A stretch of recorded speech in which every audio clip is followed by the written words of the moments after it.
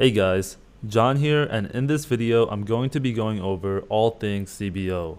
CBO, or Campaign Budget Optimization, simply refers to the practice of setting the budget for your advertising efforts on the campaign rather than on the ad set level.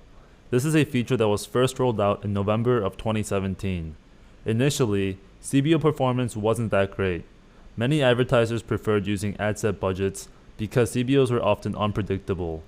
But things changed quickly. CBOs are now doing much better than before and will actually be mandatory in the near future. Despite the fact that ad set budgets are still an option, we strongly recommend that you switch over to CBOs as you will be forced to use them eventually. If you don't quite understand CBOs or know how to use them, don't worry. I'll show you everything you need to know in this video. First, I'll talk about why Facebook is pushing for CBOs to be mandatory. You'll learn about the Power 5 and how to take advantage of this new direction and see greater profits for your business. Next, I'll discuss how CBOs work. You'll learn about how the algorithm allocates the campaign budget, as well as how things are optimized on the campaign level. Finally, I'll provide you with some CBO best practices. You'll learn a few useful tips like how many ad sets and ads you should place within a CBO, how you should budget your CBOs, and some other useful tips as well.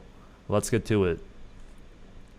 So why are CBOs a thing? On November 8th of 2017, Facebook slowly began to roll out the CBO feature.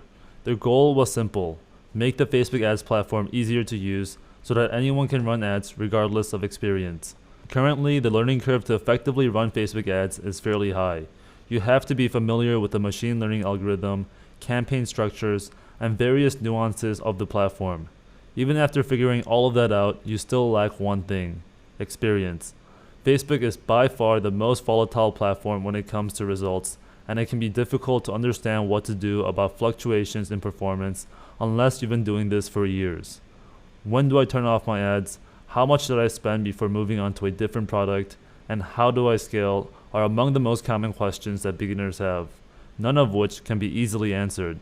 A lot of this stuff does come down to experience and intuition, leaving small businesses with two options. They can either try running the ads themselves or hire a media buyer or agency. Now, the reality of the situation is that many businesses don't have money to do either of these things. This is especially true for small businesses, where an extra $1,000 to $5,000 a month is hard to come by. So most businesses will never end up running Facebook ads because it's just not a good fit. That's a ton of lost potential revenue for Facebook, and so Facebook decided to do something about it by introducing Power 5. The Power 5 is essentially a collection of features that are intended to make the platform easier to use. In addition to CBOs, you have things like automatic placements, dynamic ads, auto advanced matching, and account simplification. Now, many of these features are still being developed by Facebook, so things aren't quite there yet, but it's pretty clear that in the next few years, their vision will likely become a reality. Any business will eventually be able to hop onto the platform and start running advertisements that can yield great results, or so they hope so. In any case, let's move on and talk more about how CBOs actually work. As previously mentioned, using CBOs means that the algorithm will decide how to allocate your daily budget between your ad sets. More specifically, its goal is to allocate the most budget towards the ad sets that are yielding the best results, which in theory should give you the best bang for your buck. All of this is done in real time in accordance with your campaign objective on both the ad and ad set level. If this is still a bit confusing, don't worry, let's take a look at what's going on by looking at an example of an ABO and CBO.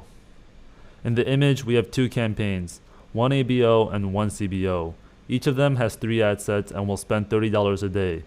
Let's first take a look at the ABO. Here we can see that each ad set has $10 of budget allocated per day. The number of conversions per ad set seems to vary despite having the same budget. If we count up the blue bars, we'll notice that the first ad set had 3 conversions at $3.33 a purchase. The second had 5 conversions at $2 a purchase, and the third ad set had 2 conversions at a whopping $5 a purchase. All in all, this yielded a cost per purchase of $3. Now let's take a look at what's going on with the CBO. Here we see a different story.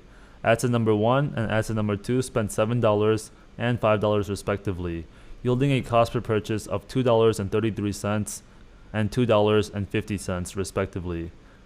Ad set number 2 on the other hand spent $18 to get an impressive 10 conversions at a cost per purchase of $1.80. Overall, this results in a cost per purchase of $2. So what happened? Why did the CBO do so much better? Well, because it's a CBO. The campaign started off by spending a little bit of the budget on each ad set. After some amount of time, it determined that ad set 2 was doing better than the others, and so decided to allocate most of its budget towards this ad set. Ad set number 1 and number 3 likely received some more spend after that, but not much in comparison. So overall, you end up with a better cost per purchase. Now again, this is how things are supposed to work on paper. In reality, you might see your CBOs behave very differently. Sometimes a CBO will allocate most of its budget towards an ad set that ends up yielding the most expensive cost per purchase out of any others. Other times, you might see some fluctuations in performance on a day-to-day basis. And really, the reason why these things happen can be any number of things. Many people are quick to blame the CBO feature, thinking that the algorithm is out to get them and that Facebook is broken. They claim that CBOs won't work at a lower budget and that unless you have thousands of dollars to spend, you can't make things work. But more often than not, poor performance actually comes down to other factors like your CBO settings, creative, product, and ad account optimization.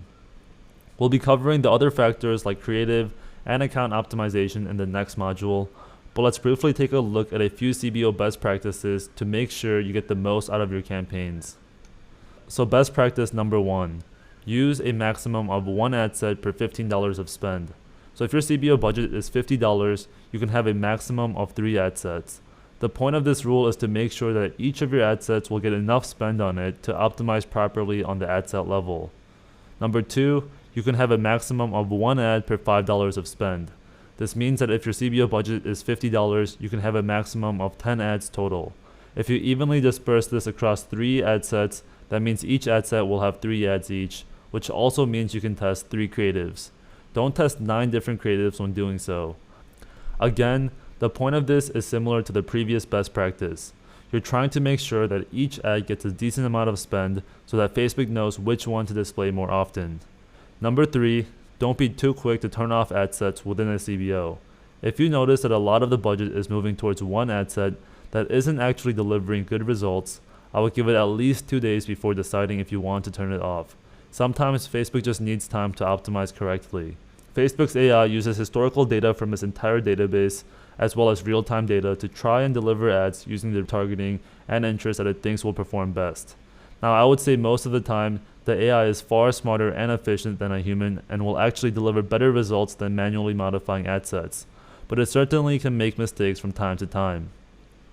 Number 4, if you scale the budget up, let's say 2 times, and realize the CBO performance is going down drastically, then just set the budget back to its original for the next day. You should see that the performance will return to normal after some time. And finally, number 5, avoid making big changes to your CBO during the learning phase. Alright guys, that's about it when it comes to CBO mechanics and optimization. At this point, you should have a pretty solid understanding of what CBOs are, how they work, and some best practices that will maximize your campaign performance. CBOs are something that you're going to be using on a day-to-day basis, so it's important that you understand how everything works in order to make the best decisions possible when you're running ads. If you have any questions about anything in this lesson, please don't hesitate to post in the private Facebook group, where I'll do my best to get back to you in a timely fashion. That's it for now. I'll see you guys in the next video.